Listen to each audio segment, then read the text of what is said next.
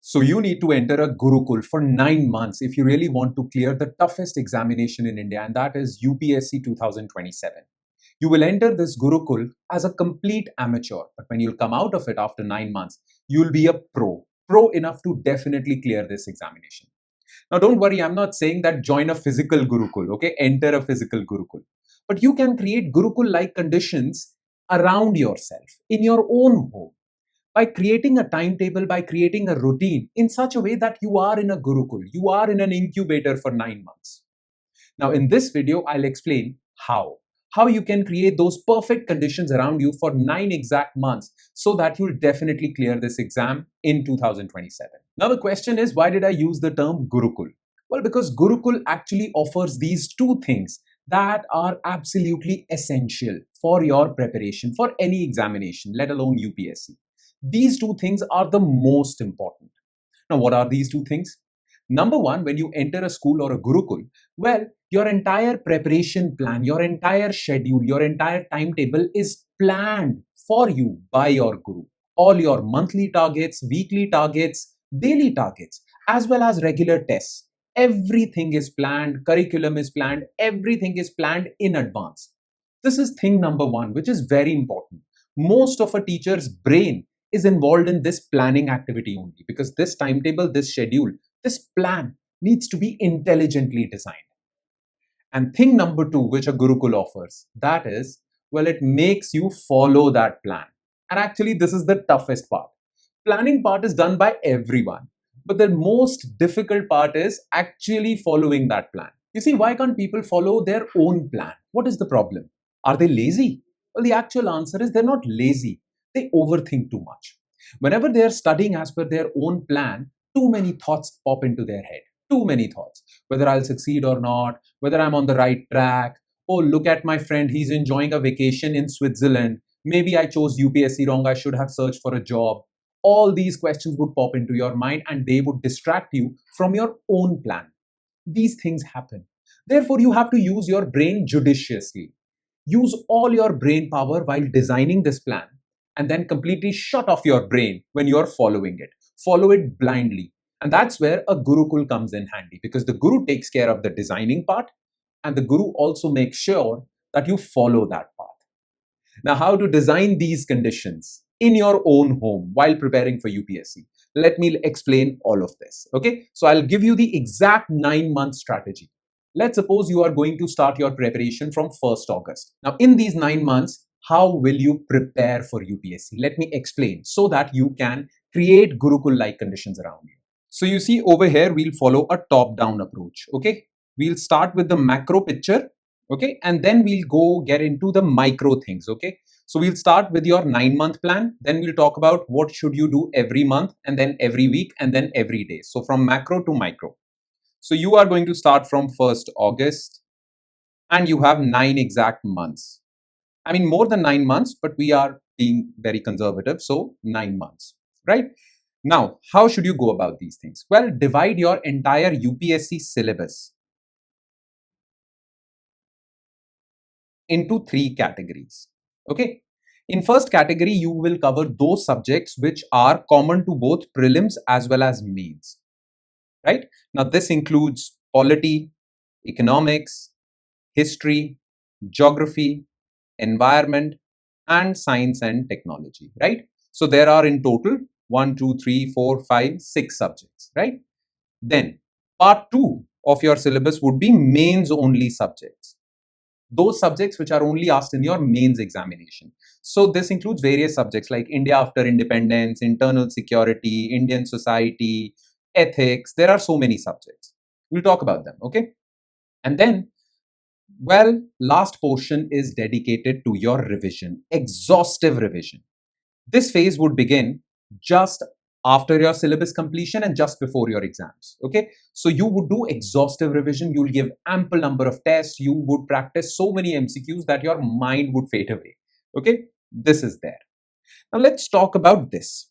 Okay, now as per our 9-month strategy, we will dedicate 5 months for these subjects, 2 months for this, and then the last 2 months would be dedicated to exhaustive revision, right? Now listen to me very carefully because now we are going to get a little micro. First, let's talk about this prelims plus mains. Okay. Now we have dedicated 5 months for this. So 5 months, well, you will complete polity in about 25 days, okay, or 1 month. Then you'll go for economics. Then you'll go for history, another month for that. So 1 month for polity, 1 month for economics, 1 month for history, 1 month for geography. And last month, because these are smaller subjects, so environment 15 days, science and technology 15 days. So in 5 months, you will complete this. Then let's talk about another 2 months of mains only subjects. These are small subjects. Okay. So let's talk about world history. You will take 1 week for this. Okay. Then India after independence, post independent history, 1 week for this. Then Indian society, 1 week for this. Okay. Then governance, 1 week for this.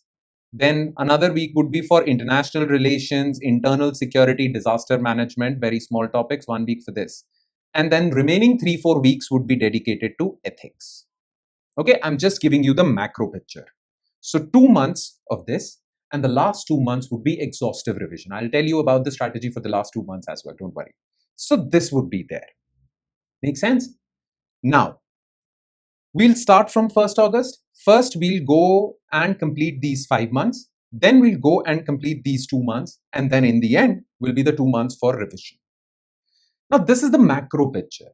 Now, let's talk about what would an average week look like. Okay, suppose you're in that month where you are covering history or economics. So, how would your average week look like?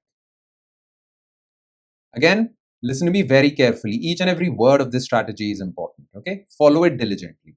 So, an average week, you have to follow this. So, from Monday to Friday, okay, you will cover your static portion and current affairs. So let's suppose you are covering economics. So every day for 5 days, Monday to Friday, you will cover economics, okay, plus current affairs daily, because current affairs should be a daily habit. Then on Saturday, you will revise the entire week. Whatever you have covered in economics from Monday to Friday and current affairs, well, revise it. And then on a Sunday, you will give a test from whatever you have covered so far. Okay, you will give this test. And this is your average week, day in and day out. Now, this week is very important because you will cover your syllabus, you will do the necessary revision, and tests are very important. Generally, people ignore tests during their preparation. They reserve tests for the test series in the end. Don't do this. Give a test every Sunday, every week. Because through these tests, you will not only be able to measure your performance, whether you're improving every week or not, you will also get to memorize whatever you have studied. Because after giving a test, well, these things, whatever you have studied, they get etched in your memory. And especially when you have gotten the answer wrong, because that wrong answer hits your ego and you never forget it. So tests are extremely important. Okay, this is the thing. And the tests include MCQ tests, which are important for prelims, as well as mains tests. This is your average week. And how would your average day look like? Okay, now this is also very important. How should your average day look like? So, well, this is the thing. Average day. Let's suppose we are talking about the weekdays, Monday to Friday. So 1 hour you'll reserve for current affairs only. Okay, and just 1 hour, not more than that. Okay, you can't get sentimental as far as current affairs are concerned. You have to cover them regularly. Then 2 to 3 hours, let's call it 3 hours, you'll focus on your static portion.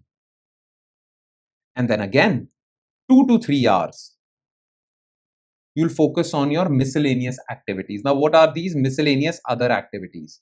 Well, answer writing, mains answer writing, MCQ practice.